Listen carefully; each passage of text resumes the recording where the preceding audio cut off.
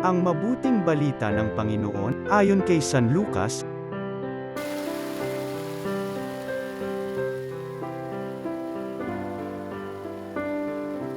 Noong panahong iyon, naroon sa templo ang isang propetang babae na ang pangalan ay Ana, anak ni Phanuel na mula sa lipi ni Azer. Siya'y napakatanda na. 7 taon lamang silang nagsama ng kanyang asawa, nang siya'y mabalo. At ngayon, 84 na taon na siya. Lagi siya sa templo at araw-gabi sumasamba sa Diyos sa pamamagitan ng pag-aayuno at pananalangin. Lumapit siya ng oras ding iyon at nagpasalamat sa Diyos. Nagsalita rin siya tungkol kay Jesus sa lahat ng naghihintay sa pagpapalaya ng Diyos sa Jerusalem.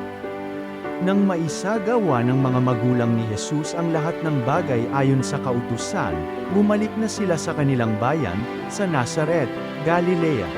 Ang batang si Jesus ay lumaking malakas, marunong at kalugod-lugod sa paningin ng Diyos. Ang mabuting balita ng Panginoon.